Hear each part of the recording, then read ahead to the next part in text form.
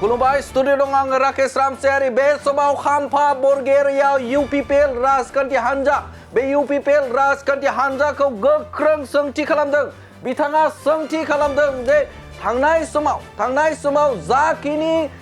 BPF राजखान्थि हान्जाया खामानि मावनाय जौगासारनि थाखाय बानायनाय माखासे मानि जे फरायसालिमाखौ बे समाव दिहुनबाय थामहिनबा बिथांमोना बेफोरखौ बानायफुंबाय आरो बे समाव बे जौगासारनायनि थाखाय UPPLआ मा जाहोनाव बिथांमोना बैफोर बाथ्राफोरखौ बुङा गोजोननिल' बाथ्रा बुंबाय थायो बिथांमोना गोजोननि शान्तिनिल' बाथ्रा बुङो बे शान्तिनि बाथ्रा बुङो नाथाय बिथांमोना जौगासारनायनि थाखाय मानो बाथ्रा बुङा मानो बिथांमोना नुवा होनानै सोंथि खालामदों UPPL राजखान्थि हान्जाखौ आरो बिथाङा सोंथि खालामदों फरायसालिमा CIT बानायबाय जोङो बे समाव इउनिभार्सिटि बानायबाय बैफोर बानायनायफोरखौ मानो बुङा जौगासारनायनि थाखाय बिथांमोना मानि थाखाय रायज्लाया आरो बिथांमोना मा जाहोनाव बैफोरखौ नुवाखै होननानै सोंथि खालामदों बिथां खाम्फा बरगयारिया তেখেতসকলে শান্তিৰ কথা কৈ আছে আমাৰ অৱদান আছে ইয়াত কিন্তু উন্নয়নৰ কথা কিয় নকয় আমি সেই স্কুল এটা বনাইছো LP স্কুল কিয় নকয় আমি এই এটা ৰাস্তা বনাইছো কিয় ক'ব নোৱাৰে আমি সেই দালাং এটা বনাইছো কিয় ক'ব নোৱাৰে এই হস্পিটাল এটা বনাইছো আমি কিয় ক'ব নোৱাৰে কি উন্নয়নমূলক কাম কৰিছে উন্নয়নৰ কথা কওক না ৰাইজে আজি উন্নয়নৰ কথাহে বিচাৰিছে আমি ইঞ্জিনিয়াৰিং কলেজ বনাইছো CIT বনাইছো মেডিকেল কলেজ বনাইছো নাर्सिं कलेज बनायছো इउनिभार्सिटि बनायছো जोंनि गेजेराव गोबां फरायसालिमाफोर नांगौ इन्डास्ट्रिफोर नांगौ बेफोरखौ मानो बानायाखै होननानै बुंदों बिथां खाम्फा बरगयारिया सोंथि खालामदों बे समाव बेरेखा दोलोखौ थामहिनबा UPPL राजखान्थि हान्जाखौ सोंथि खालामदों जे जोंनि खामानि मावनायखौ बिथांमोना नुवाखै गोजोननिल' बाथ्रा बुङो नाथाय जौगासारनायनि बाथ्राखौ मानो सावरायनो हाया होननानै सोंथि खालामदों बिथां खाम्फा बरगयारिया তেখেতসকলে এটা ইঞ্জিনিয়াৰিং কলেজ বনাই দিয়ক না এগ্ৰিকালচাৰ কলেজ লাগে আমাৰ BTC কিয় বনোৱা নাই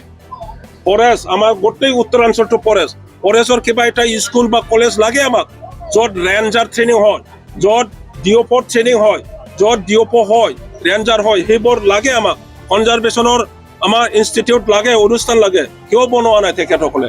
শান্তি ৰাতিৰ শান্তি দিনৰ শান্তি বুলি কয় आरो बेनि अनगायैबो मोनसे बिथाङा बेफ्रुसार बाथ्रा बुंनायखौ नुनो मोनदों बिथाङा बुंदों बे समाव बिथांमोना गोदोनि समाव अशान्ति खालामग्राफोरा बे समाव सरकार सालायदों होननानै बुंदों बिथां खाम्फा बरगयारिया হয় আমিও মানুহ অশান্তি পৰিস্থিতি ৰাইজে সন্মুখীন হ'ব লগা হৈছে আজি তেখেতসকলৰ শাসনৰ দিন গণ্ডগোল কৰা বেয়া পৰিস্থিতি কৰা মানুহবিলাকে আজি চৰকাৰ গঠন কৰিছে শাসন কৰি আছে হয় আমিও মানুহ অশান্তি পৰিস্থিতি ৰাইজে সন্মুখীন হ'ব লগা হৈছে আজি তেখেতসকলৰ শাসনৰ দিন গণ্ডগোল কৰা বেয়া পৰিস্থিতি কৰা মানুহবিলাকে আজি চৰকাৰ গঠন কৰিছে শাসন কৰি আছে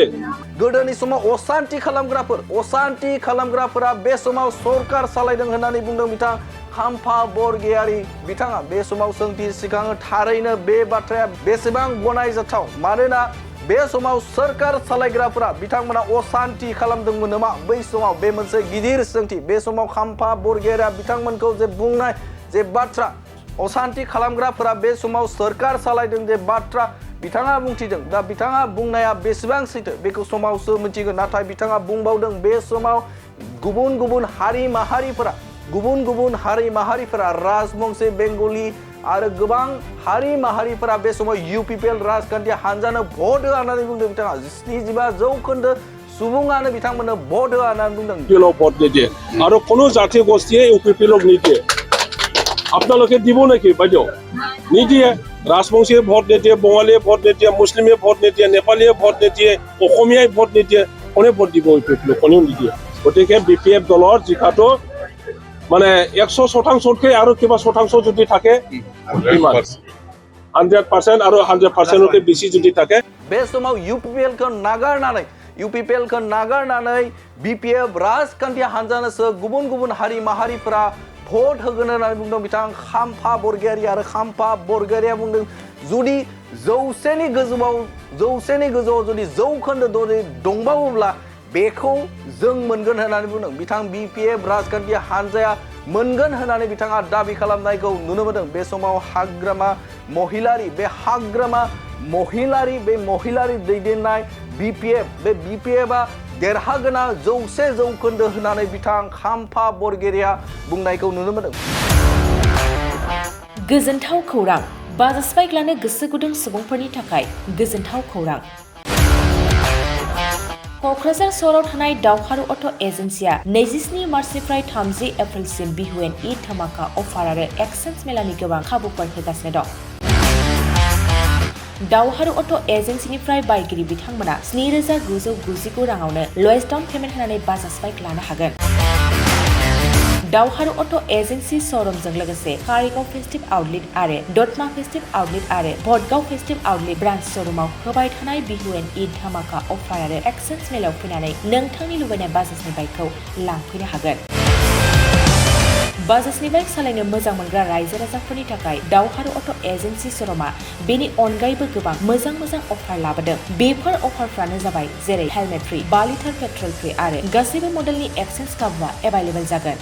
आरोबाव गुबुन मोनसे मोजां खाबुआ जादों 500 रां होग्रोनानै गोसोबादि बाइकखौ नोंथाङा आवगायना दोननो हागोन। गोबां बाथ्रा मिथिबावनो थाखाय 60000399878822018193 जानबुं नाम्बारनि गेजेरजों खौरां लाहरनो हागोन।